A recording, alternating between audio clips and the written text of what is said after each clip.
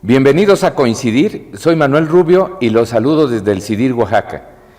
Nuestro invitado de este día es fundador del CIDIR, ha tenido prácticamente todos los cargos directivos que se pueden tener dentro de un centro de investigación.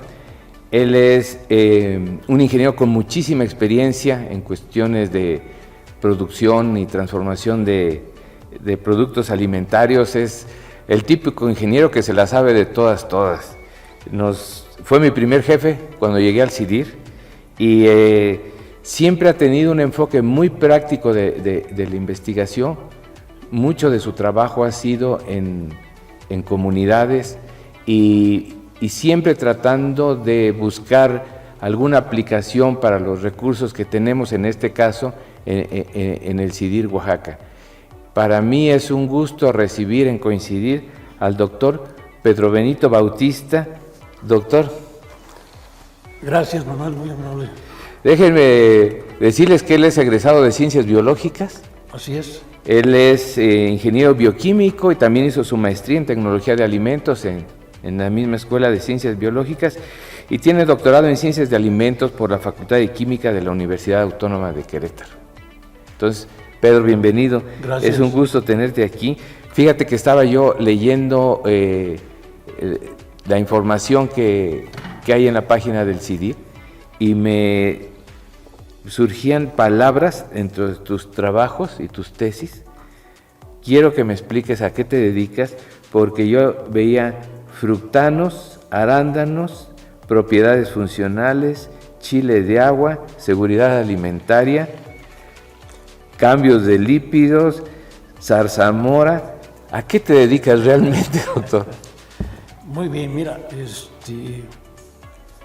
yo siempre he pensado que una de las cosas que tenemos a nivel nacional, ¿no? Tenemos muchos recursos naturales, ¿sí? Y esos recursos naturales, pues sí, se hacen mucha investigación sobre el volumen de producción, tipos de especies que hay. Sin embargo, no se aprovechan adecuadamente, pues, no, por ejemplo, en lo que mencionas, ¿no? Zarzamora silvestre, por ejemplo, ¿no? La zarzamora, el arándano y otras frutillas que le llaman, o frutas del bosque, tienen un alto potencial para la salud. Producen compuestos fenólicos, entre ellos antocianinas, y estos tienen propiedades antioxidantes, antimicrobianas, antiinflamatorias, entonces tienen muchas propiedades.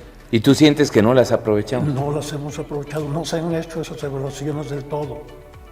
Sin embargo, yo creo que lo que estamos haciendo todavía no está integrado a otros grupos de investigación que pudieran identificar de manera muy puntual las especies que tenemos y hacer un trabajo más cómo cultivar estas especies que están ahí en las comunidades, ¿no? Entre bosques. Entonces, así como eso podemos hablar, ¿no? Nosotros tuvimos la suerte con una alumna, de introducir arándano y como una alternativa a otros cultivos menos rentables y también con menos propiedades a la salud de la población, ¿no? Pero se quedan ahí, ¿no? Y en esto yo creo que nos falta más vinculación, buscar más recursos económicos para hacer una mayor trabajo, ¿no? Un trabajo que beneficia pues a la población rural sobre todo. Doctor, ahorita voy a regresar con esos puntos. Antes quería hacer todas las preguntas, pero entonces me quedo con la idea de que esta cadenita de el conocimiento, la aplicación, la producción, la comercialización, desde tu punto de vista tiene como cojea en algunos de sus interfaces. Sí, yo creo que por lo menos pues no es solamente en este centro, ¿no? Yo creo que en varios centros de investigación hay ese problema de no continuar, ¿no? Esos trabajos que lleven a un beneficio, que lleven que lleven a que la gente tenga autoempleo por lo menos, ¿no? Entonces eso buscamos nosotros en esto, ¿no? Ahora, ¿no? Y yo creo que desde que se fundó el centro, si somos congruentes con el nombre del centro, pues supuestamente deberíamos de estar buscando el desarrollo, sí. Oye, doctor, a ver, quiero regresarme un poco a tu historia de vida. ¿Tú eres de Nochistlán? Sí, nací en Nochistlán. ¿Nochistlán? Nochistlán. Para nuestros amigos es una ciudad que se encuentra entre lo que es Oaxaca, sobre la autopista entre Oaxaca y Tehuacán, digamos, en la Mixteca. ¿Tú viviste ahí hasta qué edad? Hasta los 12 años, hasta ahí cursé el 5º año, fui a cursar el 6º año a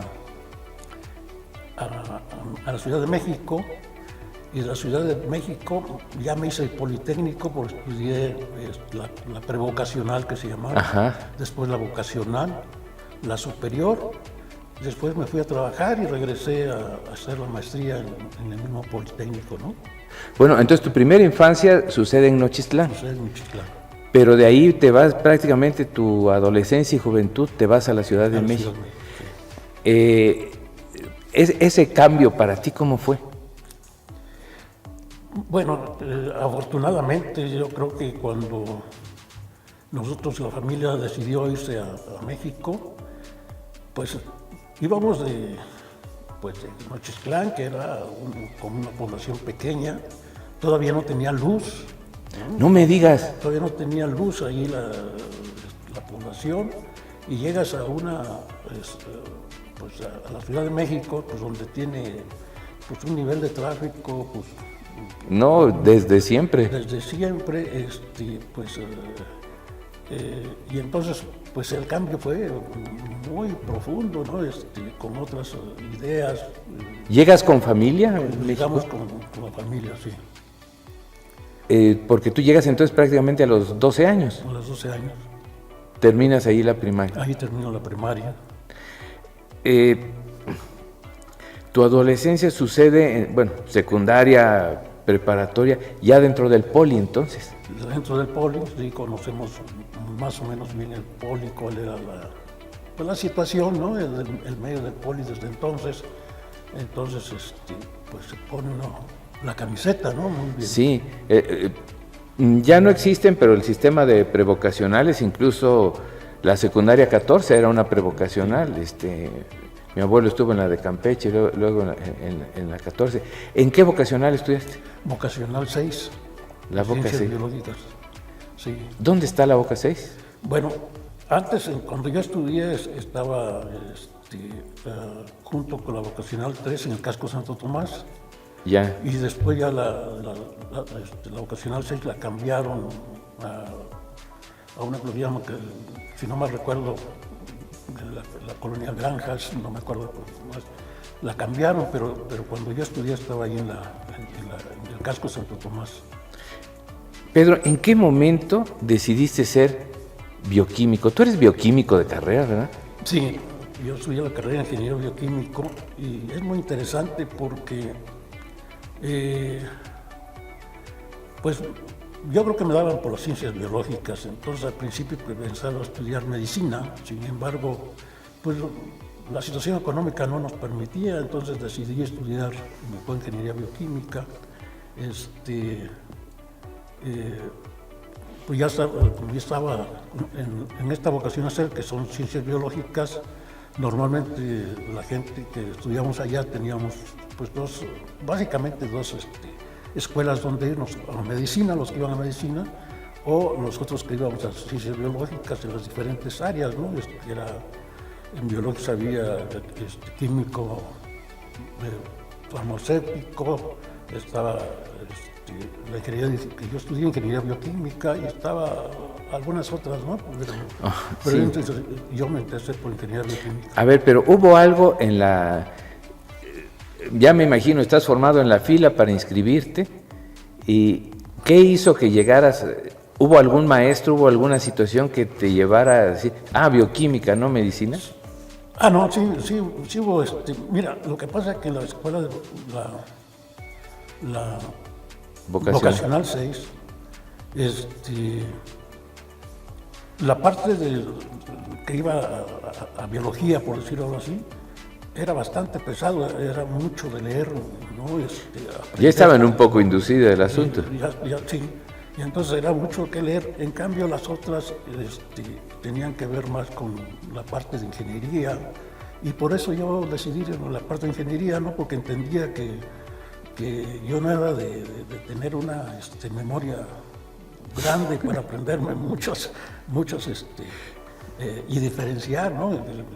Partes de las plantas, de los animales, todo ese asunto. Entonces, a lo mejor hasta del mismo cuerpo humano. Entonces preferí estudiar ingeniería bioquímica. Si no hubiera sido bioquímico, ¿qué hubiera sido? Yo también, la otra carrera que me gustaba, porque oía mucho, en ese tiempo estaba muy de auge, la ingeniería petrolera. Pero ok. Esa se daba en Ezequiel. En Ezequiel. Sin embargo, esa vocacional 6 no estaba muy enfocada para esa carrera, entonces pues ya no busqué más opciones, y entonces me dediqué a la ingeniería bioquímica. Hace unos días platicaba yo precisamente en este espacio con el maestro Poblano, y bueno, y lo digo porque somos como contemporáneos, y le preguntaba yo, este cambio de una comunidad pequeña a la Ciudad de México, muchas veces le damos una connotación como dramática, pero realmente muchos que tuvimos que salir por estudiar a otro lado, pues la verdad sí hubieron días malos, pero también hubieron pues días no tan malos, días bastante buenos, el panorama se amplió y todo eso. ¿Tú qué opinas de esto? ¿Realmente fue tan complicado todo? En tu caso, ¿cómo fue? No, yo pienso que pues los intereses que tiene, pues primero la familia, ¿no? Y después uno como estudiante, pues se adapta uno. Yo creo que ¿Tardaste en adaptarte? No mucho, yo pienso que no mucho. Pues al principio, pues la gente pues te ve que eres de provincia, ¿no? Se nos nota. Se nos nota. Se nos nota, ¿no? Y entonces pues es cosa de la aceptación. Y yo creo que no, yo creo que hicimos buenos amigos, sobre todo en la secundaria, en la vocacional y obviamente en la superior, ¿no? Pero yo creo que no es tanto. Yo creo que a mí me tocó una época en el Distrito Federal que no era tan poblado, no era tan grande, ¿no? Entonces nos tocaba, por ejemplo, jugar en las calles, ¿no?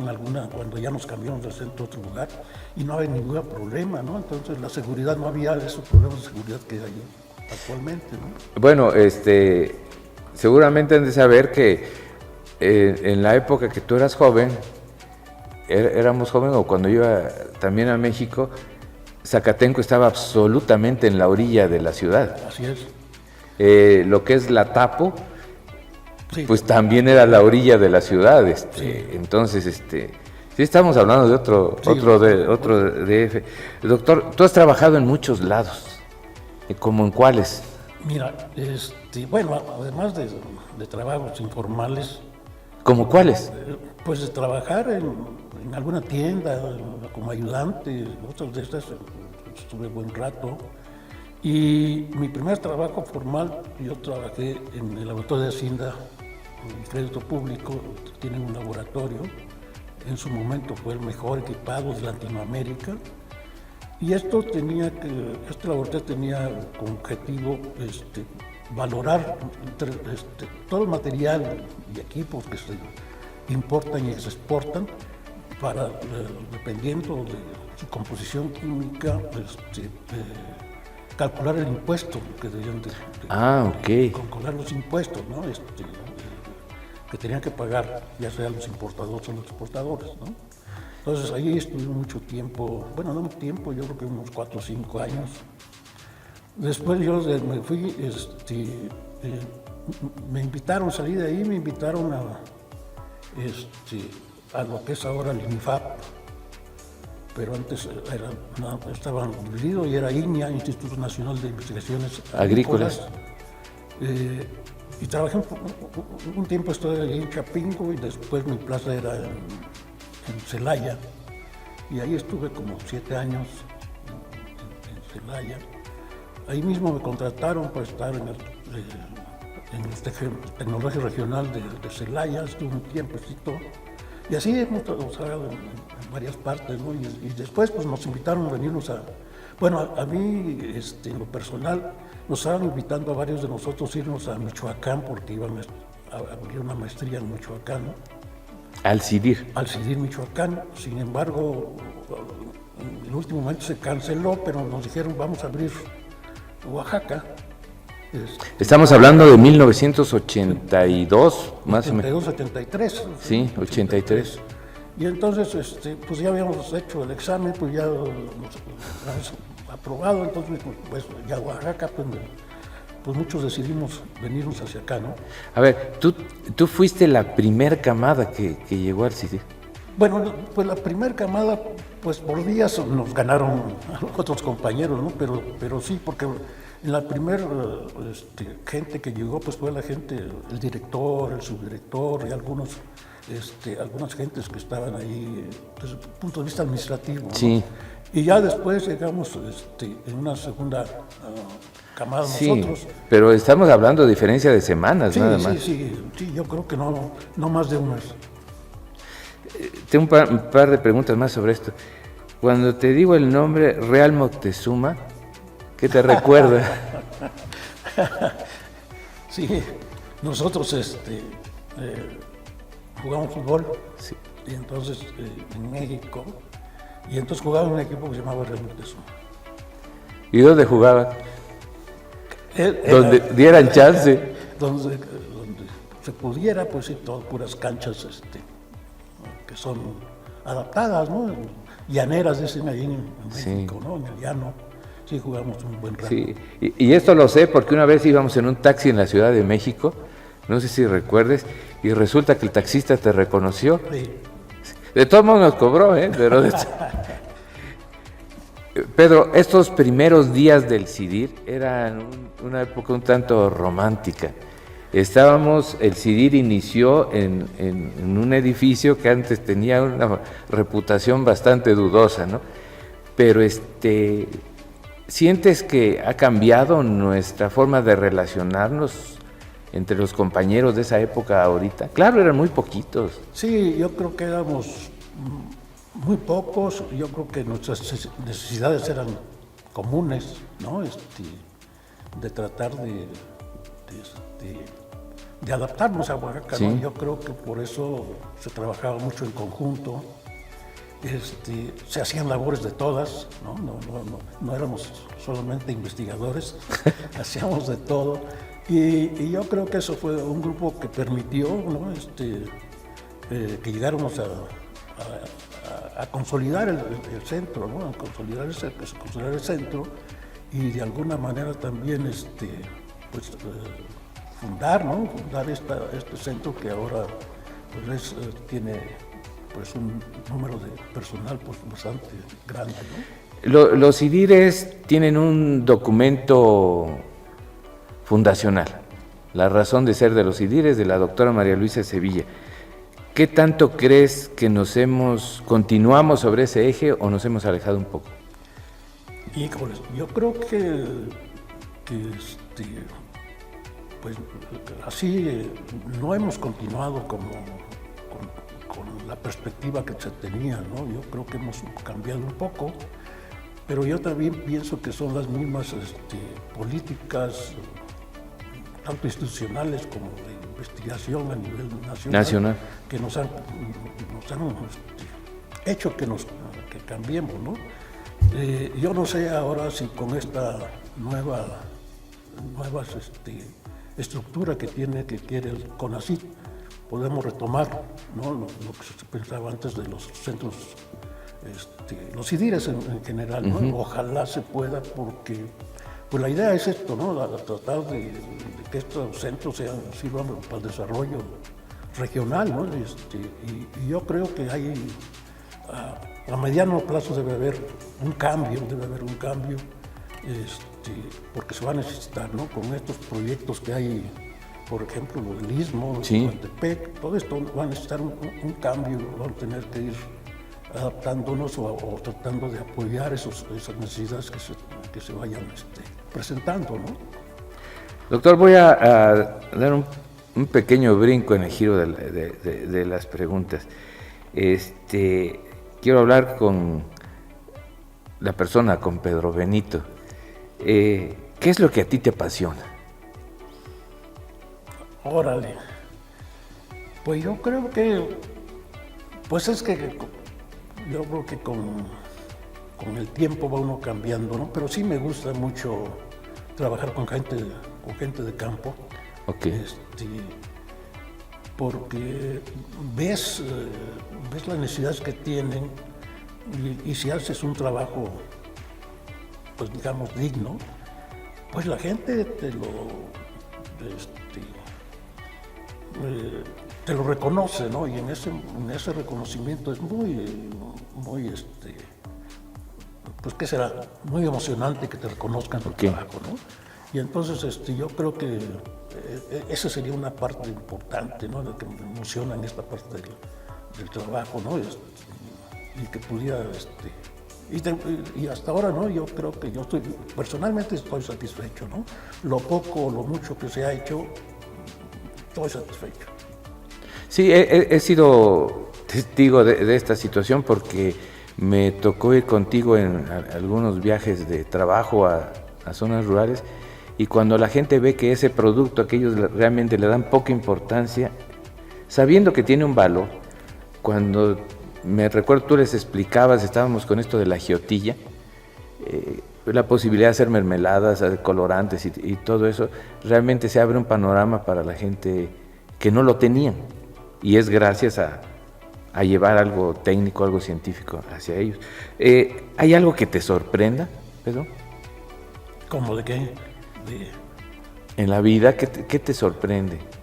¿Has perdido la capacidad de sorpresa o la continúas teniendo? No, yo creo que pues, la sorpresa pues, está al día, ¿no? Yo creo que la tecnología a nivel mundial es el desarrollo va muy apabullante, acelerado, ¿no? Apabullante. No sé cuánto México pues tiene que entrar a esa tecnología, ¿no? Y entonces, pues yo creo que por ahí, pues sí, eso me sorprende, ¿no? Que no sabemos hasta dónde puede llegar la tecnología, ¿no? Por ejemplo, esta exploración de Marte, por ejemplo, ¿no? Dices, bueno, ¿en qué va a acabar? ¿En qué va a acabar, no? ¿Será que en un futuro, pues no muy lejano, se empiecen a hacer colonias humanas en esas partes? Bueno, ya no es Marte, la Luna, ¿no? Sería. Entonces, y toda esta tecnología sobre en todas las cuestiones electrónicas, ¿no? Todos los aparatos electrónicos, todas las comunicaciones, es impresionante. Pedro, ya nos comentaste que de este gusto que tienes por estar en las comunidades y poder, y ahora sí, llevar el lema del Poli, llevar la técnica al servicio de la patria. Esto te alegra. Dime alguna situación que en lo personal a ti te alegra. ¿Qué cosas te alegran? ¿Qué me alegra? No, yo creo que el éxito, ¿no? El éxito de cualquier gente que esté a mi alrededor ¿Te emociona? Me emociona. Sí, eso me emociona. Doctor, ¿hay algo que te enoje? Híjole, yo creo también, mano. ¿También?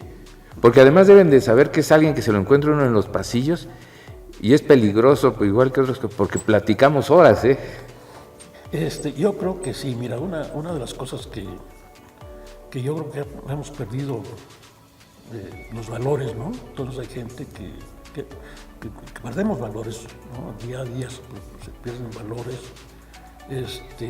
Pues yo recuerdo, fui joven y la gente nuestra edad, pues nos enseñaron muchos valores, ¿no? Entonces decía, por ejemplo, la palabra es la palabra, ¿no? Decían, no tenías que firmar documentos ni nada, ¿no? Y la palabra es la palabra. Y entonces, así como esto, yo creo que pues se dan en muchos casos, ¿no? Se dan muchos casos, y entonces eso no nos ayuda, pues, no nos ayuda. Entonces sabemos de gente que no cultiva estos valores, ¿no? Y eso pues llega al nivel de descaro, ¿no? Y entonces eso sí, yo creo que sí. ¿Te molesta? Es molesto. Pedro, tú el CIDIR tiene 38 años aquí. Estoy seguro que si veo tu contrato tienes 39, porque ustedes los contrataron casi un año antes. A nosotros nos contrataron, yo soy del contrato de un mes antes. Un mes antes. Un mes antes, no somos de un año antes. De todos modos ya tienes 38 años. En 38 años han sucedido miles de cosas. Así es. Cuéntame una anécdota que en particular la recuerdes con frecuencia o que sea importante para ti. Bueno, es que hubo muchas, ¿no? Yo mucho recuerdo una anécdota. Teníamos una camioneta Jeep, no sé si te acuerdas. Sí, como no. Una Jeep. Y en esa Jeep íbamos 10 gentes a veces, ¿no? Íbamos 10 gentes. Y yo recuerdo mucho, una vez salimos por acá rumbo a Sachila, a la parte alta. Y esa camioneta pues no tenía motor para llevar 10, ¿no? Entonces recorríamos 4 o 5 kilómetros, teníamos que bajar para que se enfriara el motor, ¿no? Y otros tantos kilómetros así, ¿no? De tal manera que pues, nos costaba trabajo viajar para ir a hacer pues algunos diagnósticos, ¿no? De ver qué había por esa zona. Y el caso que llegamos, después del viaje regresamos comimos juntos, todos los compañeros, ¿no? Y era tanto el polvo que traíamos todos en la cara, tanto polvo que parecía que nos habían empanizado, ¿no? Entonces eso me causaba mucha risa, porque todo lo primero que llegamos fue a lavarnos la cara, no las manos, la cara, porque no teníamos, ¿no? Porque esos vehículos que traíamos, de verdad que era un problema. Pero aún así se hizo mucho trabajo en ese. En esa época se trabajaba con mucho corazón, ¿no? Puro corazón, sí. Sí, carro no había, eso carro sí. No había. Pero recuerdo que esa Jeep era, no sé, pero hubo un tiempo en que solo había una camioneta. Esa camioneta. Sí. Después tuvimos otro. Luego llegaron 3, sí. Pero era un tiempo una sola camioneta para todo el centro y mucho de nuestro trabajo pues era en campo. De campo, sí. Pedro, en la vida, en lo académico, en donde quieras decirme, ¿a quién te hubiera gustado conocer?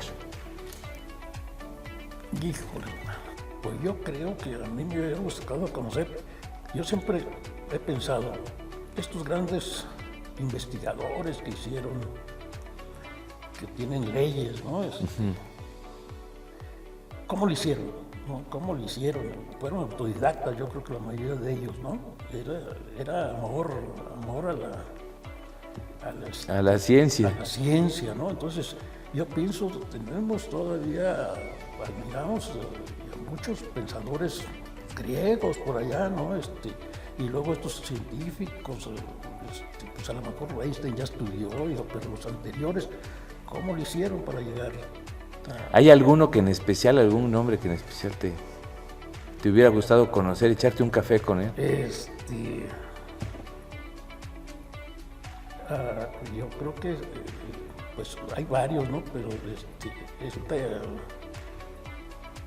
Tesla me hubiera gustado. Sí. Tesla me hubiera gustado conocerlo. O sea, primero conocer su trabajo, no lo conozco. Pero todo lo que dejó, todo lo que han comprobado últimamente de lo que él teorizó, pues se sigue dando, ¿no? Y yo creo que debe ser una persona muy interesante para leer, ¿no? Leer y todo. Además es una personalidad un tanto romántica de la ciencia, ¿no? Era un tipo que hacía muchas cosas sí, por el bien común, por el bien de la humanidad. Sí, sí, sí. Doctor, ¿cuál crees que haya sido tu peor metida de pata en la vida? Híjole, no, Que sea contable. que sea contable. No tengo idea, mano, pero son muchas, son tantas que no sé cuál. ¿Alguna que te pese en especial? No, ¿No? yo creo que no, mira, que me pese en especial, ¿no? Pero yo creo que, pues, en la vida de todos, ¿no? Tenemos varios errores. Yo creo en lo personal que uno de mis errores graves es que no.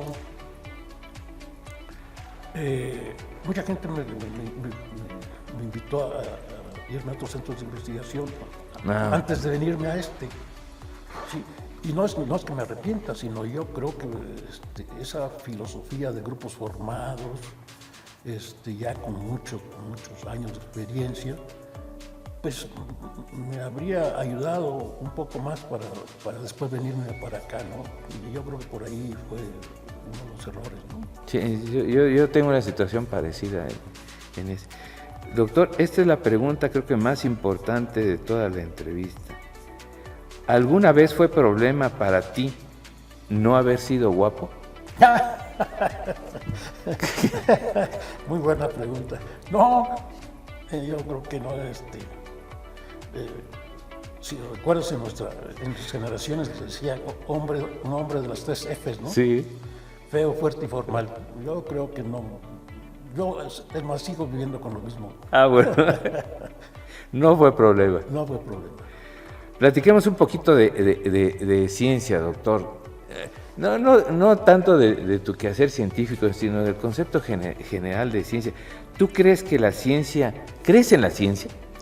Sí, obviamente, no, obviamente yo creo que sí, la ciencia nos ha llevado a esta evolución que tenemos, ¿no? Si no tuviéramos nada. ¿Qué opinas de la imagen que tiene la sociedad de la ciencia y de los científicos? Yo creo que no es que no sea buena, sino que es pobre, pues en el sentido que no hay difusión, así como lo estás haciendo ahorita, ¿no? Una difusión acerca de ciertas personalidades, ¿no? que están haciendo ciencia, pues ciencia para todos, ¿no? Que tienen un nivel o un respeto internacional, por decirlo así, ¿no? Entonces, yo creo que ahí falta mucha difusión en esto, ¿no? Nos llenamos, tenemos noticias a lo mejor mucho más de deportes que de ciencia, ¿no? Entonces sí. Ahí estamos mal, ¿no? Entonces, o de políticos, ¿no? También, o sea, no es malo, pues, pero también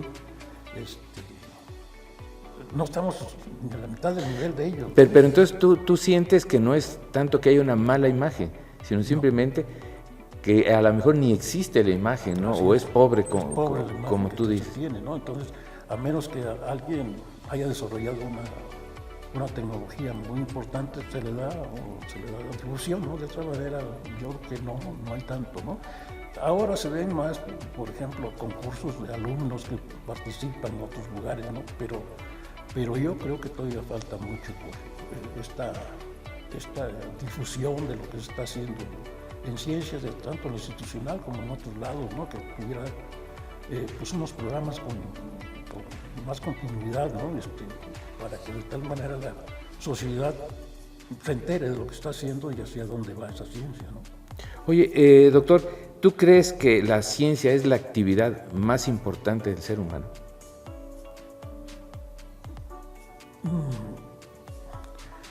Pues es difícil decirlo porque pues hay otras cosas, yo creo, ¿no? Toda la parte que tiene que ver con el bienestar del ser humano, ¿no? Yo creo que por ahí, ¿no? Tiene que ver, porque, digamos, ciencia está metida en muchos campos, ¿no? Sí. Y algunos campos, puede ser la salud, por ejemplo, que nos ayuda al ser humano, ¿no? Pero también yo creo que hay más ciencia en la parte de armamento y cosas de estas que no ayuda mucho al ser humano, ¿no? La competencia, Okay. ¿no? Entonces está difícil pensar en esto. Como persona de ciencia, como gente de la academia, porque sí es cierto, tuviste algunos otros trabajos fuera de la academia, pero mucho ha sido tanto en el INIA o INIFAP como en el Politécnico, mucha de tu labor ha sido académica. Sí. ¿Cuál crees que sea tu mayor satisfacción en este mundo? En este mundo de la academia y de la ciencia. Yo insisto, yo te diría que la verdad que pues sí es importante la academia, ¿no? Es importante, pues se ha formado gente, ¿no? Yo creo que hemos formado gente que ha valorado mucho esa formación, pero también pienso que hay, pues la formación de estos profesionales, pues tiene que ser más integral. Ok.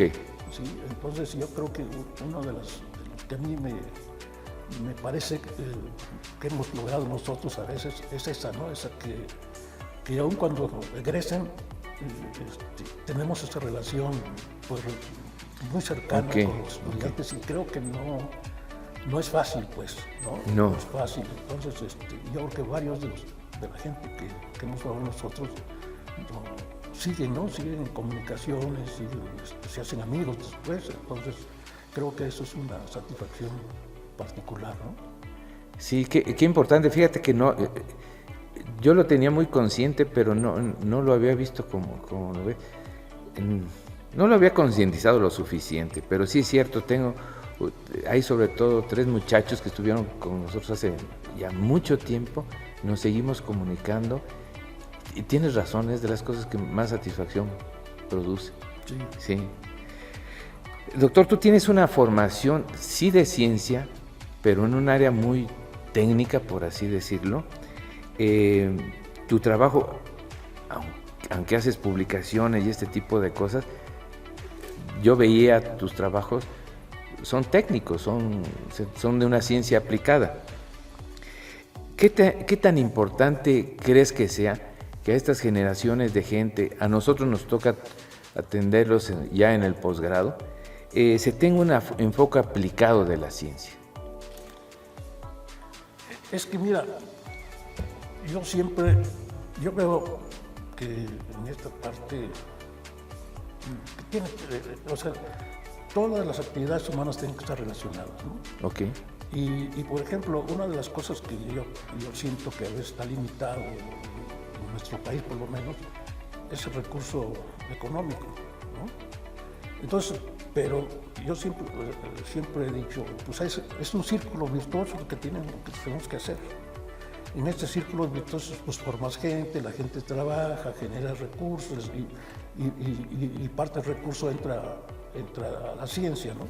Si ese círculo virtuoso no se da, pues no vamos a crecer en la gente para la gente que haga ciencia, ¿no? Entonces tenemos que ver que lo que la gente egresados salen, pues tengan que entiendan esa parte, ¿no? De ese círculo vicioso que tienen que generar. Círculo virtuoso. Círculo virtuoso para generar recursos, ¿no? Mejores recursos humanos, más recursos económicos y también, ¿no? Y a dónde va a ir dirigida, ¿no? De tal manera que esto se pueda. Yo creo que el CONACYT debería un poco regular más esto, ¿no? ¿Cómo conjuntar esos esfuerzos, por ejemplo, en áreas específicas, ¿no? Dices, bueno, no todos los centros de investigación podemos hacer de todo, ¿no? Entonces, sí es cierto, hay cuestiones. Hay tecnología ya, ¿no? Entonces habría que ver centros que sean de desarrollo tecnológico. Yo recuerdo cuando empezamos como segundo director, estábamos pensando en crear una subdirección de desarrollo tecnológico. O sea, que la investigación alimentar el desarrollo tecnológico alimentar a las comunidades, ¿no? De esa forma.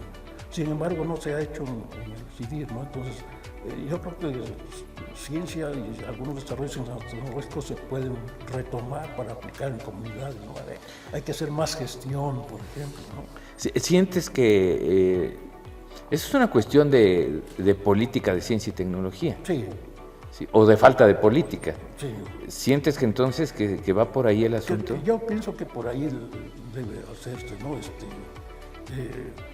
Debe vincularse, ¿no? Porque, o sea, si las políticas a nivel nacional fomentaran más la vinculación con comunidades que tienen los recursos, pues a lo mejor se pudiera mejorar. En la ciencia ahorita privilegiamos mucho el paper, Sí. la publicación. Sí. ¿Tú cómo ves esto? Pues mira. Bueno, y deben ver su currículum, es una listota enorme. No, yo creo que no es tanto. Yo creo que pues tenemos que, vuelvo a los valores, ¿no? Ajá. Vuelvo a los valores, realmente medir la capacidad. Cuando hay equipos grandes, pues sí, se puede publicar, se puede tener trabajos muy integrados, muy analizados, ¿no? Entonces, vale la pena, ¿no? Sin embargo, yo creo que también, ¿no? ¿Cuáles son las publicaciones? ¿Cuáles son las revistas que sí tienen esos artículos bien revisados, ¿no?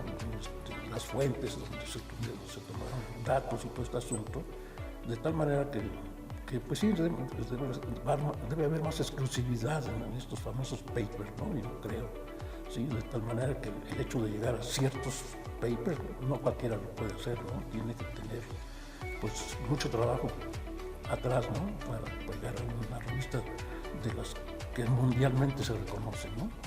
¿Tú crees que la ciencia, ciencia academia, voy a englobarlo ahí, en nuestro entorno, no estoy hablando de las grandes universidades de otros países, en nuestro entorno, ¿está trabajando en equipo? ¿O seguimos aislados? Yo creo que son pocos los grupos que trabajan en equipo. Ok. Yo creo que son pocos, ¿no? Entonces, yo creo que pues se necesitan más equipos, ¿no? Eso, no grupos, sino equipos. Equipos. ¿No? Déjame decirte que yo tuve una experiencia. Había un laboratorio de fomento industrial que tenía la Secretaría de Economía en ese entonces, hace muchos años. LANFI.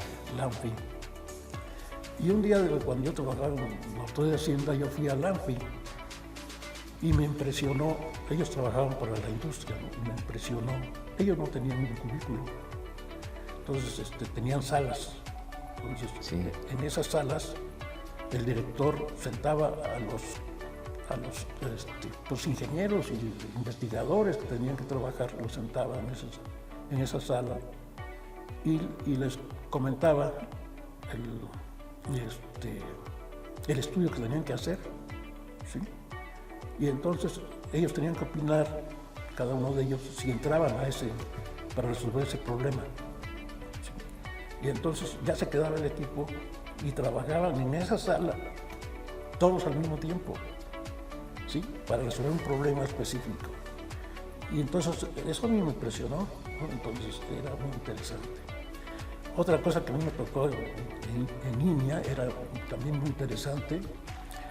Los proyectos de investigación se abrían a toda la comunidad, ¿sí? Entonces teníamos una vez al año una reunión para proponer proyectos, ¿no? Y entonces ya propones el proyecto, te llovían los cuestionamientos, ¿no? Los apoyos y todo. Y a veces salías enojado porque se cuestionaban nuestro trabajo, ¿no? O estaba débil en otra parte, ¿no? Y entonces había el coordinador que llevaba esto, pues había cosas que pues, eran muy más fáciles de resolver y entonces decía, bueno, resuelve y ya me llevo tu proyecto y está aprobado, ¿no? Y había otros casos que era más difícil, ¿no? Entonces tenía que volverse a presentar el proyecto en la próxima oportunidad. Pero lo muy interesante de esto es que aparte de que llevábamos una mañana media amarga a veces porque no nos aprobaban el proyecto, había una convivencia en la tarde y se acababan los problemas de que yo dije, yo te comenté esto mal de tu proyecto. Yo creo que ahí mismo se resolvían muchas cosas en esa convivencia. ¿Propiciaba la formación de equipos? Se propiciaba ese trabajo, ese equipo, ¿no? Esa formación de equipos. Y se me hacía muy interesante porque todos conocíamos qué estaba haciendo cada uno de nosotros y si te podía apoyar, alguien te apoyaba o te invitaba, ¿no? Eso es asunto, porque dice, bueno, yo no sé de esto, échame la mano con esto, ¿no? Sí. Era muy interesante. Fíjense que yo conocí tanto el laboratorio de Hacienda, donde trabajaste, y la ANFI, los laboratorios nacionales de fomento industrial que estaban, no sé, 3 cuadras arriba, no más. Y ahora que lo dices, era muy interesante. Los conocí contigo, y sí es cierto, las formas de trabajo en el de Hacienda se me hacía interesantísimo, y creo que ya no existe algo parecido en este momento, ¿no? Realmente, si algo entraba al país, era analizado no superficialmente. Yo me acuerdo que deshacían el producto y en función de esto, esta tasa debe de pagar este impuesto por tales y tales razones. Yo no recordaba que era para los impuestos. Y podía uno llegar al ANFI, que estaba enseguida, y decir, ¿saben qué? Quiero hacer estas tasas. Estoy poniendo un ejemplo muy burdo. Y en ese momento se formaba un equipo de trabajo que además accionaba rapidísimo. Sí. Rapidísimo. Era gente de mucha experiencia y de mucha disciplina. Me estoy saliendo del tema. Doctor, tú has trabajado mucho en cuestiones agroindustriales. ¿Nos podrías decir para ti qué es el potencial agroindustrial? Bueno, lo que pasa es que... ¿Es un término que existe realmente? Bueno, es un término que se utiliza, ¿no? Primero para valorar el recurso, ¿no? Por ejemplo, yo no sé, hay muchos ejemplos, ¿no? Pudiera ser, por ejemplo, el agave de Oaxaca, ¿no? Entonces, y sobre todo cuando son recursos sin explotar, ¿no? Entonces, okay. Por ejemplo. Entonces, pues a lo mejor, si acaso, nada más identificados en ese momento. Identificados. Entonces, ese potencial, pues tienes que estudiar la cantidad de población, si esa población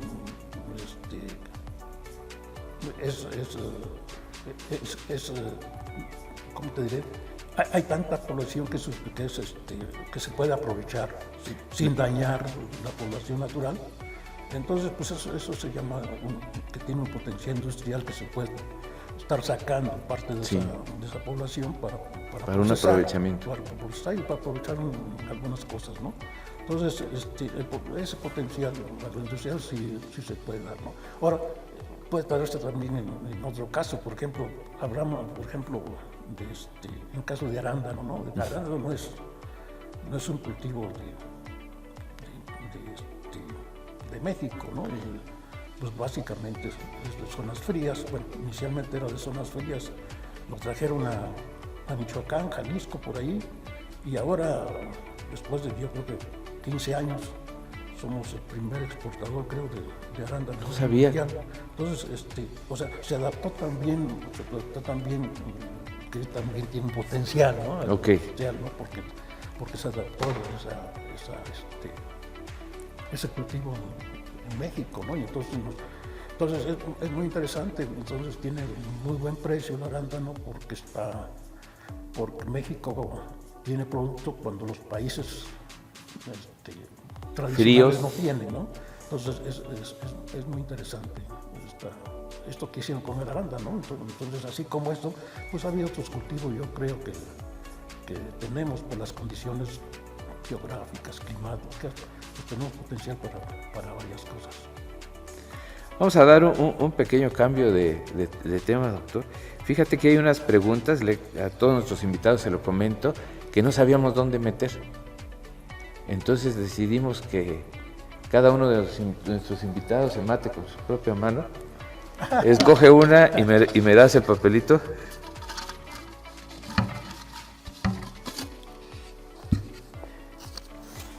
Y ¿cómo le explicarías a alguien de la calle que es útil lo que tú haces? Solo platicado. Pues yo creo que con las palabras más sencillas que se puedan, ¿no? Ajá. Entonces, te digo, afortunadamente nosotros salimos mucho a comunidades, pues y le tenemos que buscar las palabras más fáciles que se puedan para que ellos entiendan, ¿no? Tratar de entrar en el lenguaje de ellos, ¿no? Entonces decir, bueno, a ver, ustedes tienen este recurso aquí, y pues hay gente que tiene tantos recursos que no lo aprovechan, ¿no? Y entonces, o solo lo usan de forma local, muy personal, ¿no? Entonces, pues lo que hacemos con la gente pues es sentarnos y platicarle, mira, este recurso, lo que tú comentabas hace rato, ¿no? Con estos recursos se pueden hacer este tipo de productos alimenticios, por ejemplo. El hecho de que tú transformes tu producto te permite no solamente tener en temporada, sino en todo el resto del año, pues tener, por ejemplo, un concentrado de jugo de cactáceas, ¿no? De una cactácea que puedes tener todo el año. Una mermelada puedes tener todo el año. En cambio, si no transformas, pues se te va a echar a perder. Entonces, debe ser muy simple. Entonces, y si tú le muestras el producto, o lo haces junto con ellos, hemos tenido experiencias muy bonitas. Sí, me consta. Entonces, un día, por ejemplo, me tocó tenían muchos duraznos en la Sierra Norte, y se nos ocurrió hacer unas mermeladas con las señoras. Tráiganse sus frascos, ¿no? Los que tengan, así, aunque sea de tapa de plástico. Bueno, trajeron sus duraznos, tenían limones, sacamos la parte de la cáscara, donde está el contenido de pectina, lo picaron, más o menos con la idea de la concentración que debe llevar y todo el asunto, y les entregamos sus mermeladas. Después nos pidieron ya cursos, creo que hice 2 o 3 cursos formales, y a raíz de eso quedó un grupo de gentes que tiene su tallercito ahí en la sierra de Santa María, Llavecía, creo que sí. Llavecía. Y un día con otro de los compañeros fuimos a Llavecía y nos encontramos ese tallercito. Entonces ya estaba olvidado, entonces de repente me dice, no, pues aquí ya tenemos nuestro taller, ¿no? Y así como esto, yo creo que les explicas de manera pues no tan complicada y ven los resultados y entonces se interesan por hacer este tipo de trabajo. Es que yo he tenido la oportunidad de ir muchas veces, antes mucho más, ahora ya tiene tiempo que no lo hacemos, pero el doctor Pedro Benito es caminando y haciendo, sí, más que platicarlo. Y sí, no me extraña eso porque lo hicimos con la giotilla y todo. Al momento que está platicando, no lo va a platicar tanto. Bueno, sí lo platica mucho porque habla mucho, pero también lo estabas haciendo. El chiste que terminamos la plática y ahí estaba la mermelada. Eso es, eres un divulgador nato, es muy interesante, te felicito por eso. Pedro, tengo una sección de preguntas rápidas. Lo primero que se te venga a la mente. Si no me quieres contestar tampoco, ¿eh? ¿Cuál es tu libro favorito? O alguno que te guste, porque esa pregunta luego es para los presidentes de la República que salen con cada cosa. A lo mejor uno de los favoritos, El lobo estepario. El lobo fuerte, ¿eh? ¿Qué prefieres ver, series o películas? Películas, yo creo. ¿Sí? ¿Alguna en especial que te haya gustado? No, en general, series no tanto porque a veces tenemos tiempo, a veces no, entonces, te quedas picado. Se queda uno a mitad. ¿Tu deporte favorito? Pues por ejemplo, he practicado fútbol, un poco de básquetbol, Pero así, de verlo, yo creo que prefiero el box. Ah, ok, está bien, está bien. ¿América o Cruz Azul? Cruz Azul. Cruz Azul. ¿Qué no has hecho? ¿Qué no he hecho? Híjoles. Yo voy a dar unas vacaciones largas. Por 2. ¿Tu comida favorita? Órale. Híjoles, es que hay muchas, ¿no? O sea, eres tragón. Sí, me gusta. Normalmente, pues yo creo uno de los favoritos, pues los oaxaqueños, ¿no? Cualquier tipo de mole, por ejemplo, ¿no? Es bueno, ¿no? ¿Tu hobby? Órale. Pues yo creo que un poco me gusta tener plantas, ¿Mascotas? perros. Perros. ¿Mientes? ¿Eh? ¿Mientes? Cuando se necesita. ¿Qué pregunta crees que me ha faltado hacerte? No, yo creo que, pues a lo mejor, ¿cuándo te retiras? No pienso hacerlo. ¿Tienes planes? No, yo creo, bueno, de forma inmediata no creo, ¿no? Vamos a ver vamos a continuar un ratito, yo creo, con un rato más, ¿no? Pues hay gente joven que tiene que reemplazar ya algunos. Sin embargo, yo estaba leyendo un artículo que decía que los premios Nobel casi todos son de 60 y hay gente que tiene su alta productividad incluso hasta los 80, ¿no? Sí. Entonces yo ¿Quieres comprobar la teoría? quiero comprobar, no tanto creo, pero sí es interesante, ¿no? Esa dedicación que algunas gentes que se enamoran de su trabajo, ¿no? Hay gente que se enamora de su trabajo y por más grande que esté, sigue. ¿En este momento te ves jubilado? Todavía no, pero Todavía no. No creo que dure mucho. Tengo ya 38 en el poli y tranquilamente otros 12 fuera. Así que ya tengo 50 años oficialmente trabajando. ¿No? Ya es un rato, ¿no? Ya es un rato. Sin embargo, creo que falta... tú eres de la gente que forma gente. Ojalá lo sigas haciendo Sí, durante mucho tiempo. Puedo, ¿no? Pedro, ¿cuál es algún último mensaje? ¿Cuáles serían, no quiero decir tus últimas palabras porque eso se oye horrible, pero en esta plática, algún último mensaje que quieras comentar? Pues primero, bueno, yo creo que para la comunidad, ¿no? Que se trabaje de forma más conjunta, yo creo que sería ¿no? Yo creo que otra idea sería pues pues trabajo enfocado más al beneficio común, ¿no? Entonces, yo creo que Oaxaca tenemos mucho por hacer, ¿no? Hay lugares donde tienen recursos y no tienen cómo aprovecharlos. Pues yo sería de esa opinión, ¿no? Si es acerca de... ¿Crees que debemos salir más de los cubículos? Yo creo que sí, mucho más, porque yo he tenido oportunidad de trabajar en varias partes del Estado, ¿no? Sin embargo, siento que no es suficiente, ¿no? Luego, necesitamos darnos a conocer mucho más todavía, mucho más, tener mucha más vinculación con la sociedad, con el gobierno, de tal manera que se hagan proyectos, ¿no? Financiados, ¿sí? Yo creo que sí, tenemos mucho. Hay potencial, ¿no? Nuestro centro tiene mucho potencial, ahora sí que el potencial.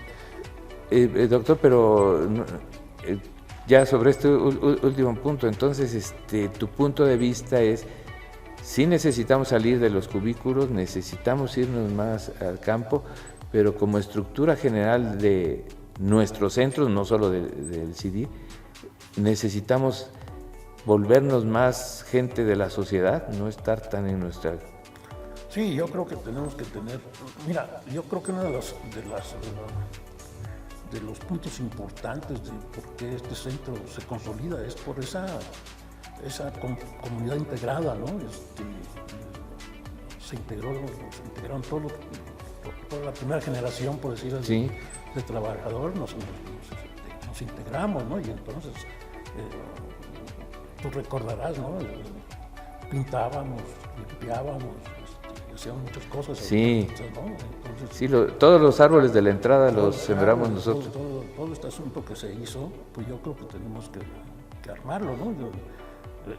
Las mesas primeras del laboratorio fueron de un herrero, ¿no? Entonces no teníamos muchas cosas, ¿no? Entonces yo creo que sí falta esa parte de trabajar en buenos grupos, ¿sí? En muchas cosas que tenemos, ¿no? Que podemos hacer y que no estamos haciendo en este momento. Doctor, ¿por qué aceptaste esta entrevista? Por ti primero. Gracias. Por ti primero. Y yo creo que pues son importantes, o sea, yo creo en esa difusión, ¿no? Que nos falta. Y entonces negarse a una difusión, aunque a lo mejor no soy la persona más indicada, pues es importante, ¿no? Los puntos de vista hay que sumarlos, ¿no? Yo pienso que cada cierto tiempo debe haber como una autoevaluación en todo el centro, ¿no? En donde estamos bien, pero así que nos permita realmente autocriticarnos. La autocrítica es importante para el centro de investigación, ¿no? Que en esto trae proyectos que valgan la pena, que sean, pues, que se puedan aplicar, ¿no? Lo más rápido que se pueda. Entonces yo creo que por eso, yo creo que nos falta difusión. Doctor, ¿dónde puede localizarte alguien que esté interesado en hacer contacto contigo? Pues yo creo que pues en el correo institucional, que es la parte oficial, ¿no? Sí. Es pbenito@ipn.mx, ahí nos pueden localizar. pbenito@ipn.mx, y si se mete a la página del CIDIR, el doctor Pedro Benito es maestro de nuestro posgrado en gestión de proyectos y ahí están todos sus datos para contacto. La verdad, doctor, es un gusto haber platicado esta mañana. Yo sé que no va a ser la última y la verdad sí estoy convencido de que eres de las personas indicadas porque tú eres de los fundadores. Tu visión ha sido muy diferente, bueno, no muy diferente, muy especial en relación a este sentido de tener una investigación muy aplicada al entorno de nuestro centro, ¿no? Cada centro lo hará en el entorno que le toque. Entonces, la verdad para mí fue un gusto haberte tenido en coincidir y espero que no sea la última, doctor. Gracias, doctor. Gracias, doctor. Pues aquí estamos, pues. Amigos, nos vemos en el siguiente coincidir. Es un gusto haber estado con ustedes.